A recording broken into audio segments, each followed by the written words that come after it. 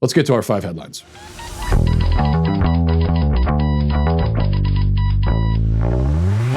Okay, number 1, Black Lives Matter agitators have returned to the familiar well, harassing random white people while they eat dinner. This is the one of the primary tactics now of BLM.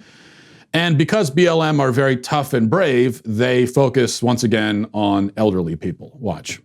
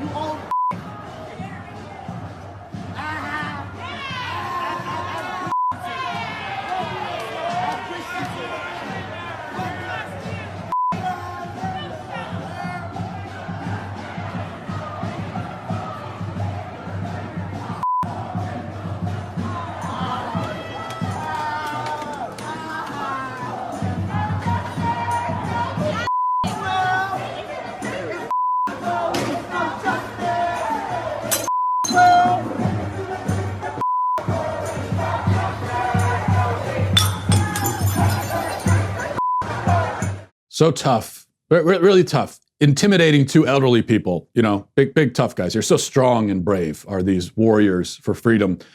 Oh, and by the way, here's BLM, same day, same city, harassing and assaulting a black McDonald's manager. Hey, there's somebody with a wheelchair, Ed, that you need to let out. No, you need to let the wheelchair, Ed. That's when you open that door, so open up people. Okay, open the door, Ed. The people that are this door for me. Can I get some allies to hold this door for me? Can you let this person out? You let this person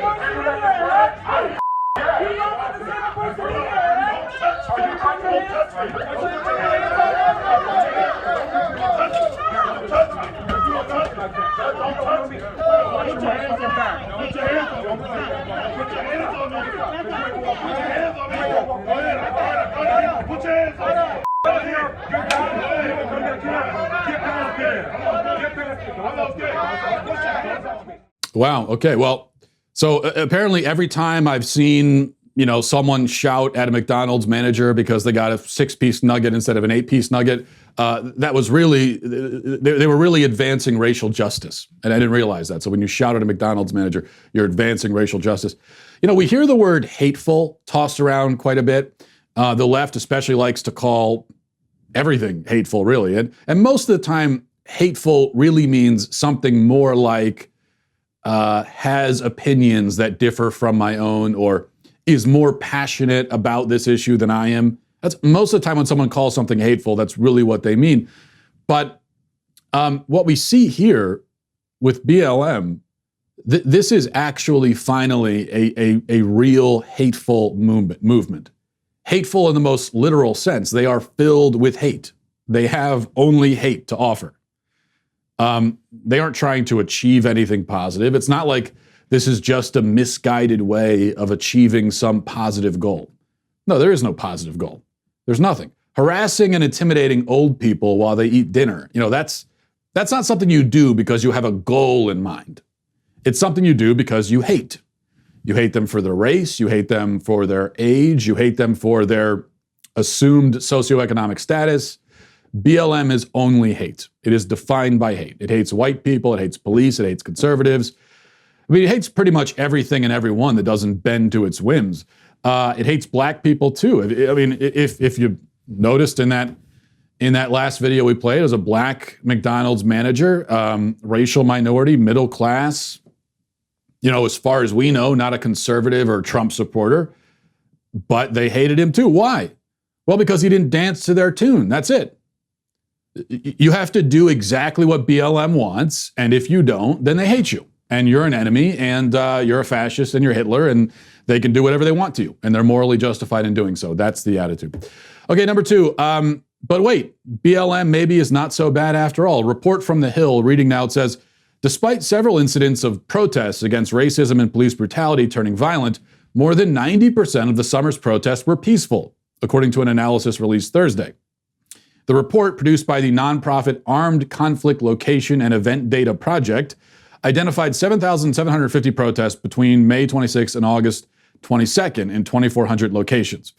The report found that about 220 became violent, a term defined as demonstrators fighting with police or with counter-protesters. The term also applies to demonstrators or demonstrations that resulted in property damage. In 93% of cases analyzed, there was no violence.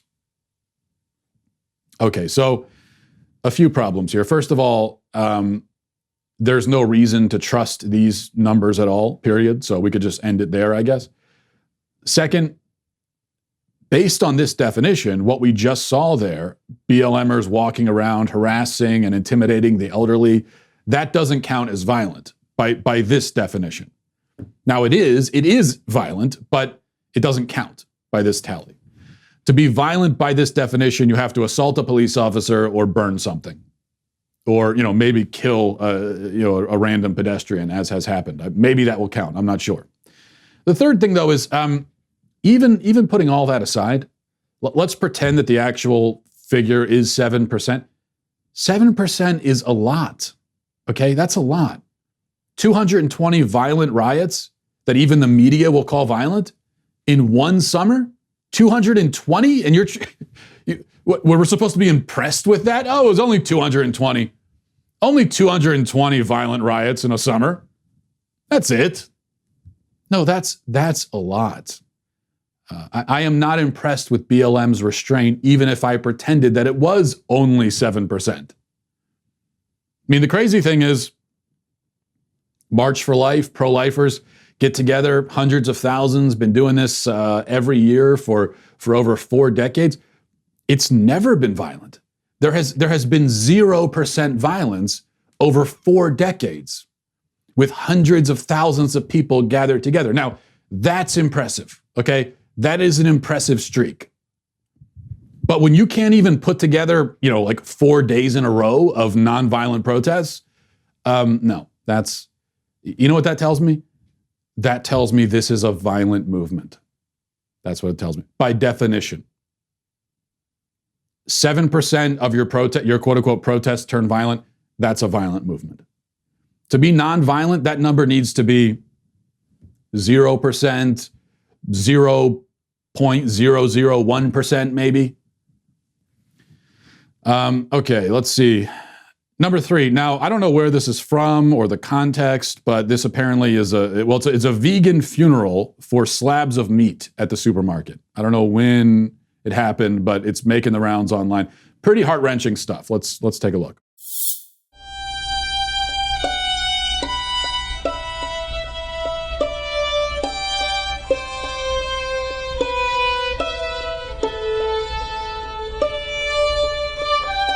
Yeah, that's emotional. And I join these vegans in many ways. I am with them. And I too hope that one day the sight of a murdered cow will be rare. Because that tastes a lot better than medium well. But actually, this is a common vegan tactic, it turns out. I looked it up, and they do this a lot, I guess. I've never had the pleasure of witnessing it in person when I'm at the supermarket. I wish I would, but I've never seen it. But here's some more footage. I found this from an animal rights YouTube channel, and in this case, they are mourning and commemorating some frozen chickens. Watch.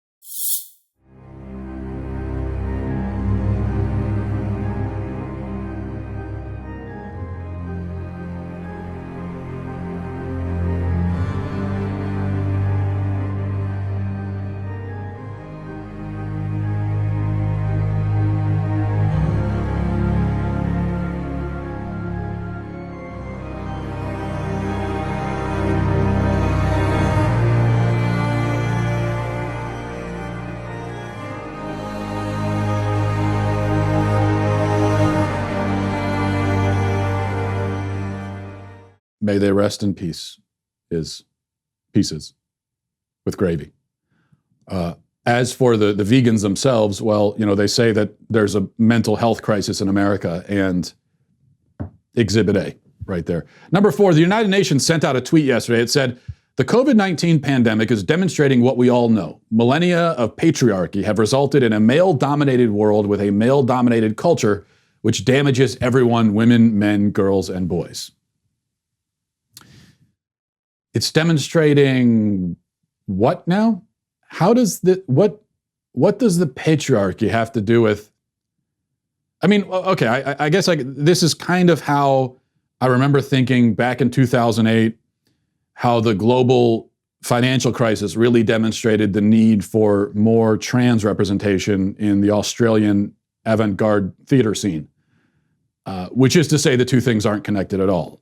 But I suppose, I mean, really any event can demonstrate any point you want if you're not worried about things like making sense.